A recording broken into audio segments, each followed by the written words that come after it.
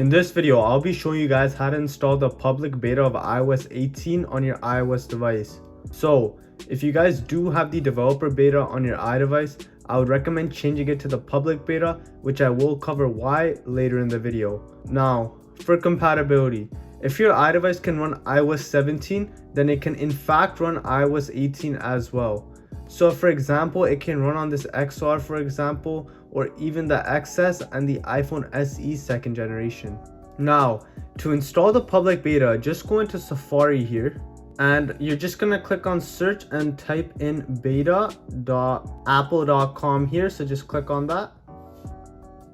And this will just take you to Apple's beta software program. So what you're gonna do is just scroll down here, and you're just gonna have to click sign up here. So just click sign up, and then you'll obviously get the agreement here. So just scroll down, obviously, click agree, and it'll land you to this page here, which is a guide for the beta software. So I recommend everybody go read this, as it has quite some important information. It tells you how to get started, how to provide feedback, and it just gives you a few tips on what you're supposed to do. So the one thing I would recommend everyone to do is to go into settings, click on your actual iCloud here, scroll down until you see iCloud here, and then go to iCloud backup here, and then just click on backup this iPhone. And then once you click that, it should say backup now here. But if you guys can't backup with iCloud, then what I would recommend is using iTunes, which is something that I would personally do when I'm backing up, since it stays on my computer. Also,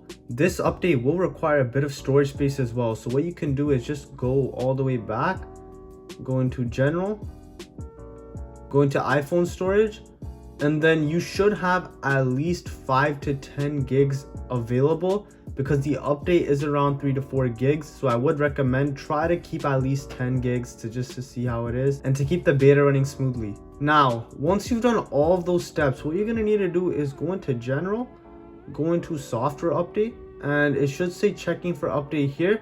But if you keep waiting, you will see something pop up over here. And so obviously you can see the iOS 17.6 update here, but you'll see a new section here that says beta update. So just click on it here. And as you guys can see, you have access to not only the iOS 18 public beta, but also the iOS 17 public beta as well. So you're just gonna click on the iOS 18 public beta, and you should see iOS 18 beta 2. So it is showing 6.23 gigabytes here, but depending on your iDevice, I have seen some people say that theirs is only 3 gigabytes, which is why I say at least keep 10 gigabytes of storage available on your phone. So all you need to do is just click on update now, and then it'll download the update, and you can just run it. Now, the question of whether or not you should choose a beta or developer is quite simple. While both these betas are basically the same, the dev betas normally have more bugs, which the public beta ends up fixing, since the public beta comes out later than the developer beta.